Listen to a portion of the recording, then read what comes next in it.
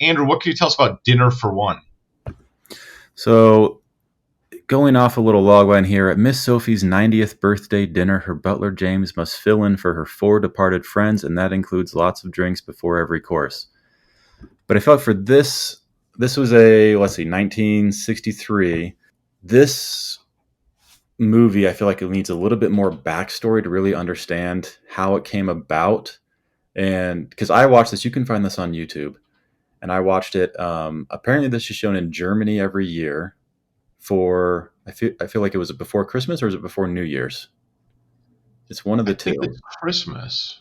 But I watched this. I watched on YouTube. They have a German television original version of this on there, and so Nope, it's New Year's Eve. It's New Year's Eve. I mean, it's Christmas adjacent. It's that time of year. Um, but like this German guy comes out and gives this whole like explanation in German of what's going to happen, and you're like, okay, so this is like a German thing, and then it's just two British people who come out and perform this basically like a play, like a skit that's been done before, and it's all in English. And you're like, okay, so that's why they explained it in German beforehand. But it is an interesting choice to show a German audience an English speaking 20-minute skit for New Year's Eve, the Christmas time. And do you know how this came about? My understanding is that it was just kind of random, and I think part of the idea of pairing Dinner for One with It's a Wonderful Life is that they're both these sort of seasonal movies, but they're also movies that in many ways aren't really that much about the holiday that you think of them with, but for different quirks of history became very popular and associated with those films or with those times of year. And with It's a Wonderful Life, we'll get into a little bit why that ended up being associated with this time of year. But for Dinner for One, my understanding is that it was just some German TV people had discovered the sketch in England and just put it on the air, and then it sort of caught on from there. I'm not sure if there was a more specific reason why it became a New Year's Eve thing or why it became so popular, but Yeah. it's a phenomenon in Germany. That's what I read too. And I'm like, this is it's very interesting in a lot of ways because so these German producers see this skit and they obviously think it's funny. It kind of transcends language. But for them to be like, okay, we're just going to get the people who did this and have them come to Germany and film it for our audience instead of like having somebody else do it in German. I think that was a Mhm. choice, or to be like, I'm going to start my own comedy troupe and we're going to make fun stuff like this. But it's like, no, just get the people who did it, have them come here and do it.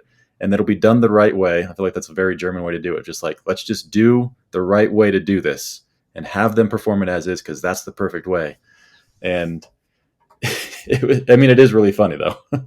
I mean, I think Dinner for One. I mean, and it can't be overstated how big a deal this is in the German-speaking world, and that I mean, it could be overstated. It's not that. It's not. It's not, It's not as big as soccer, but like it it in is. terms of to an American listening to this, you have never heard of this film. If you watch it, you will think it's mildly amusing and not be like that amazed by it. But it's the German equivalent of It's a Wonderful Life. You Yeah. watch it every year, you have all this attachment to it, and it means like everybody in the country can quote it. And so it is that kind of phenomenon. And it's so bizarre that it's not even German, as you say, that it's Yes. English and that it's in English. I think there is something to be said for um, there. I mean, a lot of Germans. I've listened to German stand up comedy. It's not my favorite, and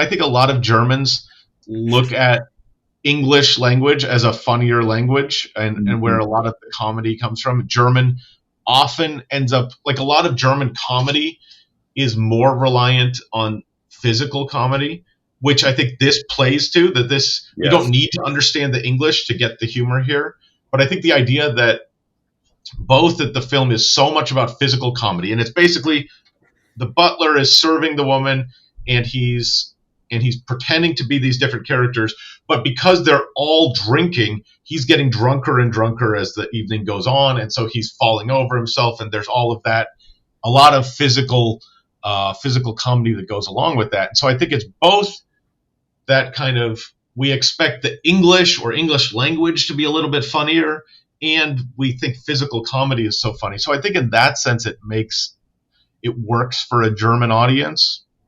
Yeah, I think because you don't need to understand what they're saying to get it. They do kind of explain. They're going to say this phrase over and over again, and that's the phrase I think German people know of the same thing as last year, the same thing The as same every year. procedure as last year, the same procedure as every year. That's their kind of like they go back to that, and then I think it's also important to note that so it's the woman celebrating her 90th birthday, but her four friends are dead, so the four seats are empty. And the butler goes around, acts like he's serving these people who aren't there, speaks on their behalf in their voice, their tone of voice, and then drinks for them as well. And so it is like to see a butler like this guy do this over and over again. And there's this comedy bit where he trips over this carpet, and it's very physical. But I think all of that kind of translates to you can just watch it and just know what's going on, given the premise beforehand, and just have a good time with it. It is genuinely funny. It's almost like Monty Python adjacent. Like it feels very that era of British comedy. And yeah, I don't think somebody would watch them and be like, "Oh, this is terrible." It's like this is just a funny skit. I'd watch this on YouTube and have a good time. Yeah, I don't think you could look at it and say it's bad. You could look at it and say I don't see what all the fuss is about, but Yeah, it's funny, and I think there's also a level within Germany. I think it plays to some stereotypes of the English and sort of English upper class, and I think it would be tough to, like, Germany doesn't have the same kind of upper class, yeah, both because it's a very there's all that English history. Germany only became a country in 1871, and a lot of anyway, it's a very different history in Germany than in England. But then also, like, if you're watching this in the 70s, 80s, like the older generation, you didn't have a moneyed class in the same way in Germany, especially over that time period, that like you would have in England. And so I think it fits perfectly that it's English for the Germans. I don't know. I feel like a little bit we're kind of like aliens dissecting why somebody likes. We're kind of just like alien observers looking in at. Let's try to. We could just ask a German, but sometimes though people don't have like an awareness of their own. Oh, I just watch it because we watch it. That's what you do. And I think that it right. is an interesting exercise to look in from the outside. And why would folks be so attached to this when it seems so odd that you would be? I mean, if it the way that I think of like It's a Wonderful Life, or for me it was like A Christmas Story. If it's just on TV every year and you just watch it, even if it's in your periphery, and it's like I'm not really paying attention, but it's just there. There is something to like I can understand why they like it. If it's just this has just been a part of my life, my whole life. It's like, well, yeah, I mean that makes sense. I understand that. Why, like how it came about. I think it all is just like by chance. Like It's a Wonderful Life was, where it's just like it just happened to be the movie at the right place at the right time, and this just stuck for whatever reason.